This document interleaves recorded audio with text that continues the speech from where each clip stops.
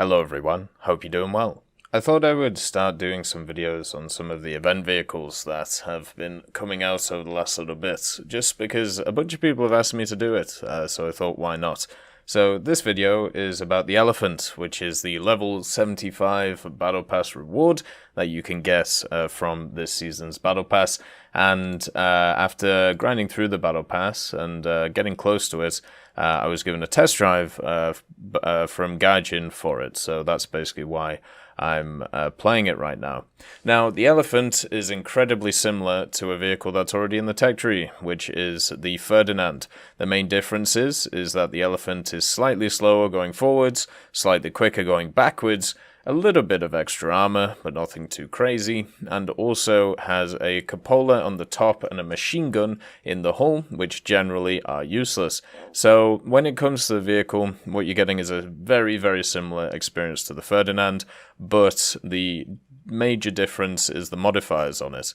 The vehicle itself has way higher SL rewards and way higher RP rewards, which is quite nice. If you personally really like the Ferdinand playstyle, you'll obviously enjoy this one as well. It has a really low repair cost as well right now, like 2000 SL, which seems to be a common thing with a lot of these Battle Pass vehicles, where they try and make it so the repair cost is really low, so they're a little bit nicer to use. Generally, when it comes to the Elefant, it has a very, very specific playstyle. It's a heavy tank destroyer, and what that means is you rock up to an area, you try and hold a corner while supporting allies pushing forward, and then you kill anything that comes near, and then you push forward with it. This works pretty much very well most of the time. The major counters to the Elefant, there are a lot of them, mainly light tanks, T-92s, M56s, Bulldogs, things like that. Anything which has access to heat will be able to go through your mantlet, no issues really. They'll just straight pen you, which is a bit annoying, but it's very hard to one-shot the Elefant.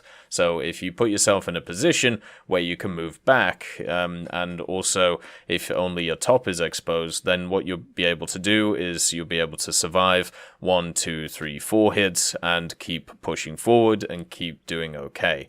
The general mobility of a vehicle this size is always going to be weak compared to a lot of others. Back in the day, it wasn't too much of an issue because a lot of other machines were less mobile at this BR.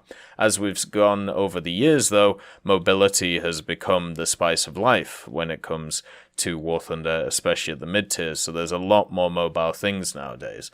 So that's where the Elefant kind of falls apart. And the fact that it doesn't have access to a turret means that you can get outflanked easily, and from no fault of your own, you can just get wiped off the map. Just because part of your team fell apart in a different area, then you are going to die as well. The general survivability of this thing is fantastic though. It does get set on fire quite a lot because it has some fuel tanks on the side of the machine, very similar to the SDR V103, but it can generally tank 1 to 2 to 3 rounds. It's very hard to ammo detonate this thing from the front, which is generally where you should be facing the enemy from.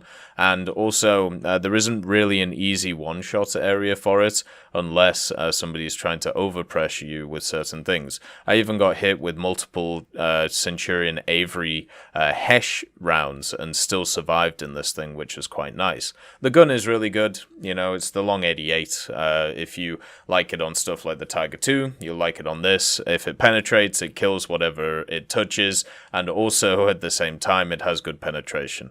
It's one of the standard staples at the 6.7 BR and works fantastically well. I've never had a bad experience with this gun. The only thing it kind of struggles against is if you get up-tiered and you face stuff like IS-3s and IS-4s, but there are still areas where you can pen those things, such as through like the little triangle on the front of the IS-3 or through the side, or you can, gun barrel them and then try and push forward to deal with them. There are ways to deal with them. It's just a little bit more annoying compared to some of the other machines that are around this BR, which obviously favor heat over the standard AP. But the Elefant's not a bad vehicle, it's just got a very specific playstyle, and when I compare it to other vehicles at the similar BR, such as the Tiger II H at the same BR, I think I would take the Tiger II H every time over the Elephant. The only bonus that the Elephant gets over something like a Tiger 2H is it gets access to a lower SP cost to be able to spawn in, because it's a tank destroyer and not a heavy tank. So that's kind of nice, but I would rather have the turret. I feel like I would be way more useful compared to other machines in that regard. Also, at the same time, when it comes to the Elephant, because it is a tank destroyer, it doesn't get access to artillery, doesn't get access to scouting, doesn't really get access to any unique mechanics, which has been an issue for tank destroyers for a very long time. There's nothing that really puts them out compared to anything else, which is very sad for the vehicle. I really hoped that they would finally work out something for these tank destroyers, but there isn't really anything unique about them apart from they're very cheap to spawn in. It is a rank 4 premium though, so it can research through the vast majority of the German tech tree in the ground, and as I said, it has very good RP rewards on it.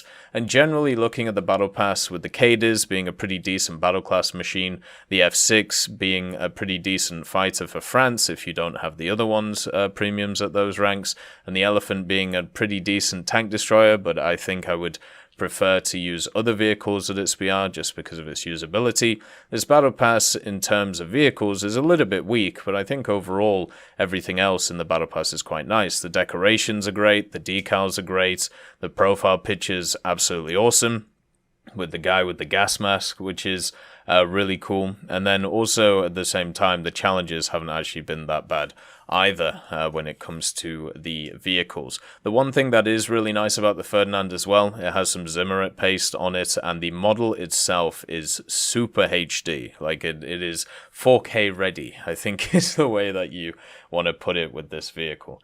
So it's definitely not my playstyle. You can still annihilate a ton of stuff in it. Would it be a staple for me? Probably not, because it's a bit too slow. And with the no turret fact, and also with the fact that there is a lot of cast at this BR for a lot of nations, then generally I'm going to probably stay away from using this thing compared to others.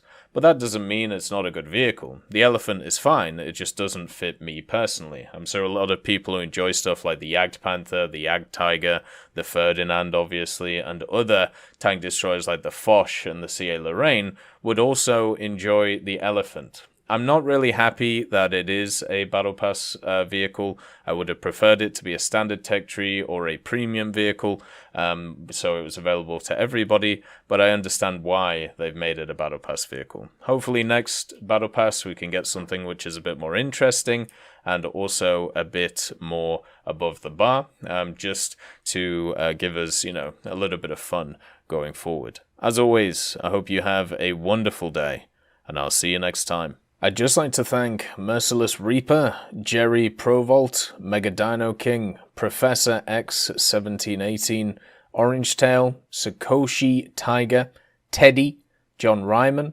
Universe, Eugens Terry, Ambrosius McClellan, Daniel Stanton, Martinez, Moxie, B. Young, and Derek R., Barine, Lafouche, and Samuel Slick for supporting the channel.